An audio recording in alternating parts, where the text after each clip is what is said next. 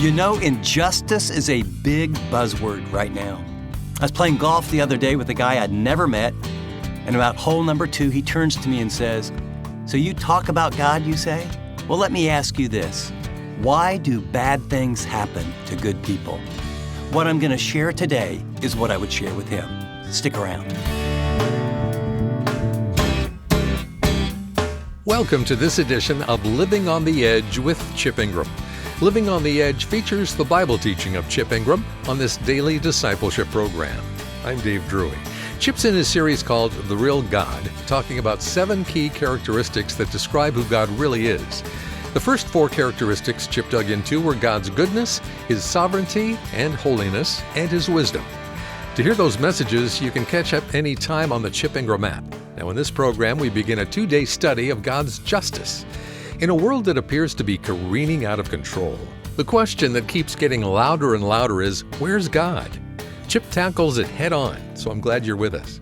You know, you may have a friend who needs to hear this message. If you do, just tell them to get the Chip Ingram app to listen anytime. Okay, let's get started. Here's Chip with his talk from Genesis chapter 18. If this message were in a little wrapper, and it was the justice of God, there would be a little sticker in the corner. And the little sticker would be in that bright yellow, and it would say, "Warning. This message may be hazardous to your health." We have talked about many of the attributes of God, but the one that we will talk about on this time together requires us to think at a level of clarity that is uncommon for most of us, and it requires us to have a sense of sobriety, of seriousness, a sense of what's at stake if we're going to really hear from God. And so I would encourage you that even as we get started, that you pray and say, "Lord, I'm a human being, and like all human beings, I have practiced and become very good at denial. I have learned how to fool myself. I've learned how to fool other people. I've learned to play all kind of games, but I need you to take the spiritual wax out of my ears, to take any calluses that are on my heart. I need you to help me hear clearly and to see accurately." Okay? There are 2 questions that I find disturb believers and unbelievers alike. I mean, I can go to a mall, I can go to a park, I can go to a church, I can talk with Christian leaders, I can talk to absolute pagans, and I can tell you there are 2 questions that they struggle with, we struggle with, and everyone struggles with. Question number 1 is, why do bad things happen to good people? I was 6 days after the tsunami hit. I was at a beach where 160 people were out for a daily walk on Sunday morning, and they heard an interesting sound, had no idea what it was, and a huge wave comes in, sweeps them off the beach, takes them out, and they are gone. I walked around the corner and I saw a big shipping area, not like as in little fishing boats, but I mean big fishing boats that were the livelihood of this village of a few 100,000 people. And I saw huge ships just tilted like this. How does a good God let tsunamis hit and kill tens of thousands of people? How does a good God let a 9/11 terrorist attack occur where innocent people, some guy kissed his wife and said, "Honey, I'll see you later. I've got a business trip," and gets on a plane from Pittsburgh and it ends up decimated in the ground? Or some gal, puts on her makeup and goes up to about the 62nd floor and she's just there early doing her work. And all of a sudden, she hears all kind of sirens go off, and a plane has hit the building. And she scurries downstairs that are crowded and packed with screaming people. And her family really doesn't know whether she made it out or not. All they know is there's no remains. And they ask why. 39-year-old guy, a friend of mine that I know, great health, good shape, took care of himself, 3 kids, massive heart attack. Why? One of the hardest things my son faced, he had a young man that grew up in our church who was unbelievably musically talented. He literally, I've never seen anyone where he just sort of played around and pretty soon he could play the piano. Didn't take any lessons. And he watched someone else and he picked up a mandolin and then he played the guitar. And then he saw someone else playing something else and he could just sit down and God gave him these amazing songs. And he and my son would make this music in my garage and then travel all over the country and do their thing. And John was always skinny, and we'd really kid him and give him a hard time. I mean, he was like thin, as in all the jokes, John turned sideways and he disappears, and he always had a little bit of a stomach problem, and no one thought much of it. But I remember the day I got a call, and they finally found out what was wrong. And John is 25 years old, and he had cancer. And 9 months later, I remember sitting around his bed, and one of the worship leaders in our church was with the guitar singing, and his mom and his dad and myself and my son. And we sat around and we prayed as we watched the last parts of life ebb out of John. And I get in the car with my boy. And he's been raised in a Christian home. I mean, his dad's a pastor. It's me. And my son looks me in the eye and goes, Dad. I mean, that guy has more musical ability in his little finger than I have in my whole body. And he's already written songs that we're singing in our church, and his passion was to do this for God. Dad, why? And you could tell me stories of the cancer that hit people that you love, and the car wreck, and the drunk driver. Everyone struggles with this question, why do bad things happen to good people? And there's a second question. In fact, I have more problems with this one. I do. My confession is, why do good things happen to bad people? I mean, you look at the corporate excesses, and you have people now, after years, getting a little slap on the wrist, and executives who defrauded people of hundreds of millions of dollars going home with a little parachute of $10 or $12 million as they run out the back door, and then they interview grandmothers who had their life savings in the company, who are absolutely broke, 77 years old, have absolutely nothing, and they have zero, and this guy that hoodwinked everybody walks out the back door with $10 or $12 million. And I don't know about you, I not only get angry, I'm thinking, hey God, where's the justice here? All of us have been in a corporation or a job site or even in high school, and you found someone that you knew, they lied, they cheated on tests, they were anti-God, they were arrogant, they were the kind of people that the word jerk was made for. And it just seems like the blessing of God is on their life. It's like they don't have any struggles, they don't have any problems, they get the pretty girlfriend, they get on the fast track, they have the nice home, they got the nice car, and you're going, hello. Why do good things happen to bad people? And these two questions, there's something underneath of them. See, underneath these two questions is a big issue. The real issue is life's not fair, right? I mean, the problem with bad things happen to good people is that's not fair. And the problem with good things happen to bad people is that's not fair. And you don't have to be a rocket scientist to say, okay, life doesn't seem very fair. Now, who created life? God. And if God created life, then the real question is God fair? Is God just? Does he judge rightly? People have a very, very, very difficult time, believers and unbelievers, but one of the things you have going for you is you have the best explanation to this problem, because you have what's called a biblical world view. You don't have some sort of a wacky dualism of there's a good God and a bad God, and they're in competition, and there's the dark side of the force and the white side of the force, and all this jazz of trying to figure out who's going to win. Your biblical worldview definitely helps you understand. Because let me give you your biblical worldview. I want you to imagine this is a timeline. Right here, beginning right here, is eternity past, and there's an arrow, and this arrow goes right to here for eternity future. And what your worldview and my worldview tells you is this, is that before time began, we have Genesis chapter 1 and Genesis chapter 2. We're right here, and God creates a perfect, fair, just environment where he loves his people that he's created. He gives them all the world. He says, be fruitful and multiply. He has intimate communion with them, and it is a perfect paradise or environment. And that's the first two chapters of human existence. Then there's a parenthesis. There's a parenthesis that started right here. And in Genesis chapter 3, there is a coup. There is a rebellion. There is a entrance of sin into the world, and with that comes a judgment. Sin is judged. Mankind is taken out of the garden. The tree of life is now guarded by cherubim so that this death or separation will not be permanent. And what we have in the Bible and what we have in our experience, it's called the fall. You live in a fallen world. What we know is the world that we live in is not the world God intended. The world that we live in is a fallen world. We live in a world that has cancer.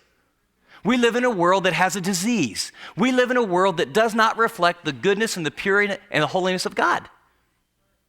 But it was allowed by him for reasons we talked about earlier. So in this parenthesis, the whole story of mankind's history is Genesis chapter 3. You're inside of a parenthesis, and you have the story of the Old and the New Testament. You get all the way in the entire rest of the Bible, all the way up to Revelation chapter 20, is God working with people in light of a fallen world and his redemptive plan. And at chapter 20, you have another judgment. And it's called the Great White Throne Judgment, where God takes all the injustice and all the pain and all the bad things done to good people and all the good things done to bad people, and he takes all the scales and he says a day will come when he will make everything right and he will judge all men of all time according to their works. And then the parenthesis ends, and we're in chapter 21, and there's a new heaven, and there's a new earth, and it's a perfect environment, and there's no pain, and there's no tears, and everything will be as it should be again. But here's what you need to remember, is that you live inside the parentheses. See, God is just. God is fair. But you live in a fallen world where his justice is not meted out in space-time history in a way that is corollary to what we think ought to be when it actually happens. And so there are injustices. Life is not fair. I mean, if you haven't figured that one out, life is not fair in a world where sin dominates. But it raises a very, very important question. How can we trust God in a world that is fallen? How can you depend on a God where life doesn't seem fair? How can we learn to think soberly and clearly about what it means inside the parenthesis of Genesis 3 to Revelation 20? How do we live this life and worship God who is just in the midst of a fallen world? And that's what I want to talk about today. Let's begin by defining the justice of God. What do we mean when we say justice? The first preview I see in the scriptures is with Abraham in Genesis 18, verse 25. You probably know the story. Abraham's a man of God. He's called by God. God is going to make a great nation out of him. He and his nephew Lot have both grown in their livestock, and so Lot goes this direction and chooses this area because it looks good, and Abraham continues where he was, and God says, here's all the promises I'm going to fulfill. And Lot ends up in Sodom and Gomorrah, right? And it's called Sodom and Gomorrah for a reason. And it is sinful and it is evil. And that iniquity rises up to God, and so the triune God determines that they're going to judge it. And he says, can I keep this from my servant Abraham? And as you know the story, what you find is that there's this very special meeting where God appears to Abraham, and he lets him in on his plan. And what you have in Genesis 18, verse 25, is he quickly does the math. And remember the story? If there were 50 righteous, if there were 45 righteous, if there were 40, and I mean, he literally negotiates with the God of heaven. And the basis of his negotiation is verse 25. He says, far be it from you to do such a thing, to kill the righteous with the wicked, treating the righteous and the wicked alike. Far be it from you. Will not the judge of all the earth do right? Now, remember, Abraham does not have the Old Testament written. He certainly doesn't have the New Testament written. He has no written revelation. He's had experiences with God. God has spoken to him. But here's what he knows intrinsically about the character of God. He's fair. He's just. And he's saying to him, wait a second. I know you. I know what you're like.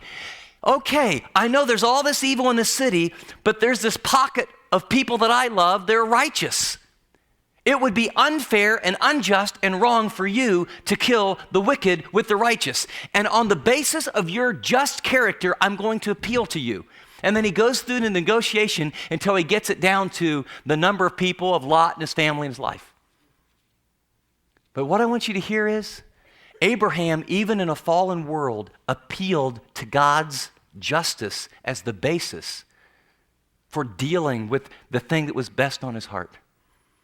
Notice what it says in Psalm 97:2. It says, clouds and thick darkness surround him. Righteousness and justice are the foundation of his throne. You could do a little study. Job 8:3, Job 40, verse 6, Psalm 11:7, Psalm 45:6, Isaiah 51:6, Isaiah 30:18, Zephaniah 3:5. I could go on and on and on. Here's what I want you to hear. Old and New Testament, proclaim, proclaim, proclaim, proclaim. God is just, God is righteous. God is just, God is righteous. God is fair. The foundation of his throne, the basis of how God deals with everything. God will never give anyone a raw deal. That's what his justice is all about. Tozer writes, justice embodies the idea of moral equity, and inequity is the exact opposite. It is the inequity, the absence of equality from human thoughts and acts. Judgment is the application of equity to moral situations and may be favorable or unfavorable according to whether the one under examination has been equitable or inequitable in heart and conduct. Justice is not something God possesses. Justice is not an external standard that says this is right, this is wrong, this is fair. It is in the very essence and the nature of his character. He is justice. And all moral law, all commands are merely a reflection of the justice and the character of God. There's something interesting that you need to know about justice, and Packer, I think, describes it well. J.I. Packer in Knowing God writes, it becomes clear that the Bible's proclamation of God's work as judge is part of his witness to his character. It shows us also that the heart of justice which expresses God's nature is retribution. Will you circle that word in your notes? The heart of justice which expresses God's nature is retribution. You know what retribution is? You do this, therefore you get this for doing it. Now he goes on to explain. The rendering to men what they have deserved, for this is the essence of a judge's task. To reward good with good and evil with evil is natural to God. So when the New Testament speaks of the final judgment, it always represents it in terms of retribution. God will judge all men, it says, according to their works. At the heart of this concept of justice is this: everyone gets what they really deserve. Everyone gets what they really deserve. No one will ever get a raw deal. Now, inside this parentheses in a fallen world, everyone is not going to get what they really deserve inside the parenthesis at the time in a one-to-one correlation with how events occur. But even though we live in a fallen world where sin mars our concept and the timing of justice, God wants you to know that he's just, that he's fair, that as you trust him in the big picture of this all-knowing, sovereign, all-wise God, you will never, ever be treated unfairly. And that means that you can trust him. Now, how has God revealed his justice to us? In what ways has God revealed it in a fallen world so that we can trust him? You always have to remember you're in the parentheses. You never get one-to-one justice 100% unless it's before the world begins or until there's a new heaven and a new earth. But inside the fallen world, there's about 3 or 4 different ways that God has revealed to us that he is just so you can trust him even when it seems like, in our experience, it's very hard to do. The first way he reveals his justice is through the natural order. Romans chapter 1, verses 18 to 20. Let me read it. It says, the wrath of God is being revealed from heaven against all the godlessness and wickedness of men who suppress the truth by their wickedness. since what may be known about God is plain to them, because God has made it plain to them. For since the creation of the world, God's invisible qualities, that means his attributes, his eternal power and his divine nature have been clearly seen, being understood from what has been made, so that men are without excuse. He's saying that the creation and how God has made creation is invisible attributes, not just his goodness and beauty in creation, not just his otherness and holiness and purity, but God's justice. As you look at creation, you will see what? There is some cause and effect relationship. You will see that God is just, that we have intrinsically in nature revealed that people know this is right, this is wrong. You can study anthropology and look at every tribe, any place in all the world, and they will have a list of rules. It's wrong to kill. It's wrong to take another man's wife. The rules will change, but people have this internal sense of ought that they get, that this is right and this is wrong. The only way you have an internal sense of ought, of what's right and what's wrong, is that the world that you live in is communicating to you that there is a sense of accountability. There's a sense that when you do things wrong, we're going to see in just a second, there's a conscience. And even observing the world order. Even in pop culture, what's the old saying? When I grew up, when you would diss someone or do something to hurt him, someone would come up and say, hey, you know what? Everything that goes around comes around. What is that? That's justice, isn't it? You know what? You do that to him, this is going to happen to you. You do that over here, this is going to happen to you. Or even multiple Eastern religions who are looking at the world and trying to figure out, and they watch the cycles of the earth. The whole concept of karma is what? What's behind the sense of karma? Justice. In other words, if you jack around with people and you hurt people, and if you're cruel and you're this, man, you're going to come back as a grasshopper. Right? And if you're a really good person, you're going to come back as a cow. I'm not sure you gain a whole lot on that thing, tell you the truth. But you have people living their lives with a mindset that they've seen from the created order based on what? There is a sense of justice. There's a sense of you will pay for what you do. It comes around, it goes around. Cause, effect, effect. God has revealed his justice through the created order. Second, God has revealed it through the human heart. Romans chapter 2, verses 15 and 16. Since they show that the requirements of the law, this idea of a standard, this sense of ought, the sense of there's a moral right and a moral wrong, since they show that the requirements of the law are written on their hearts, their consciences also bearing witness, and their thoughts now accusing, now even defending them, this will take place on the day when God will judge men's secrets through Jesus Christ, as my gospel declares. God has put on the human heart, totally apart from Scripture, a sense of ought or should, of right or wrong, of a conscience that bears witness. Long before I became a Christian, and long before the Spirit of God was living in my life, I clearly knew certain things were right and certain things were wrong, and when I either thought or did the things that were wrong, what happened to my conscience? It condemned me and said, Chip, that's bad, that's wrong. That's how it works. Why? God placed that in me like he placed it in you. Even people without any revelation, people that don't know about Christ, this is in the human heart. It's one of the reasons we're without excuse. Everybody knows by what they see that there's a day of judgment, and everyone knows by what God has placed inside your heart there's going to be a day of judgment. Let me give you a New Testament example. Flip, if you will, to Acts chapter 28. Acts chapter 28. It's very interesting. It's a pagan group. As you turn there, Paul is on a missionary journey. And, he's got these Roman soldiers, and they have a shipwreck, and they end up on an island. And so they're gathering some wood, is the context. And there's these tribes. And there's an event that occurs, and it's so interesting. Now, these are not Christians. These are not people that have any idea of the true God. But pick up the story with me in verse 3. Paul is on this island after the shipwreck, and Paul gathers a pile of brushwood. And as he put it on the fire, a viper, driven out by the heat, fastened itself on his hand. When the islanders saw the snake hanging from his hand, they said to each other, "This man must be a murderer, for though he escaped from the sea, Here's our word. Justice has not allowed him to live. Well, wait a second. Where'd they get that idea? All he was doing was gathering a little wood, helping out, put the wood on the fire, the flames come up, and a viper comes up. And what's in their thinking? Cause effect.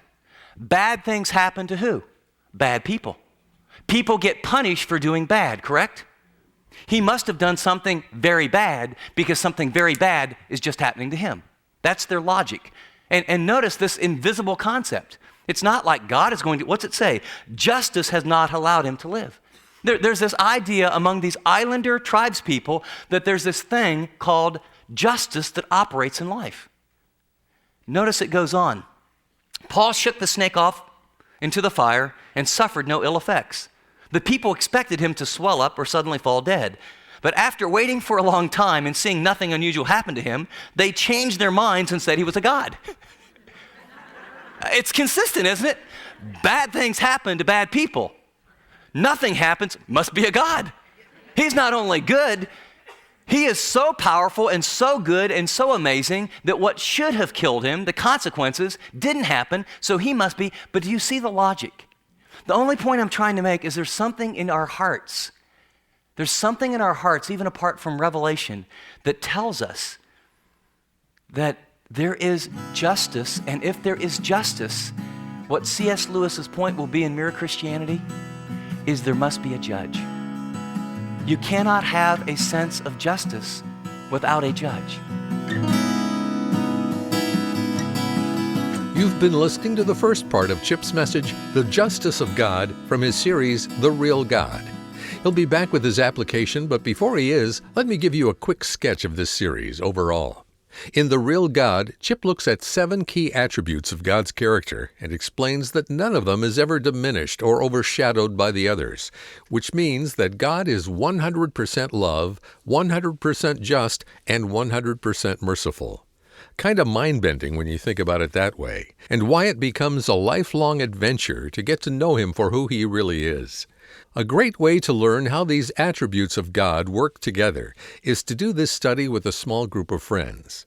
So, for a limited time, the small group resources for The Real God are discounted because we want to do everything we can to help you get a clear, accurate view of God. To place your order or to get more information on The Real God, go to livingontheedge.org, tap Special Offers on the Chip Ingram app, or give us a call at 888-333-6003.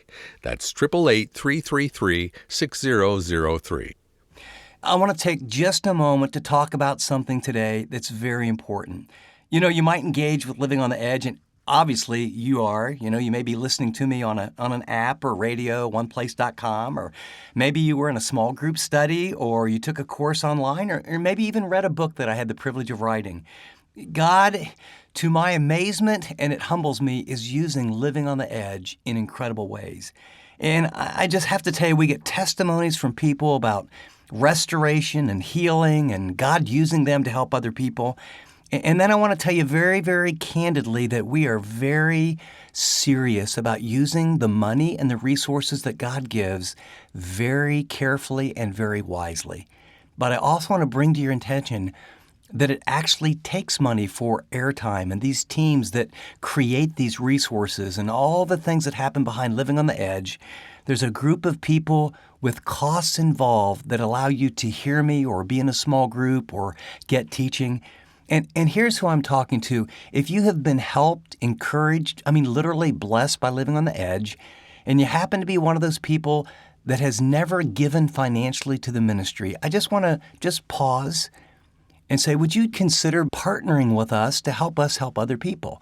And maybe it's a one-time gift. Maybe it's a small amount that you want to do monthly. I don't know. Here's the deal. Would you just be willing to say, Lord, do you want me to do this? And for some of you, you can't. That's fine.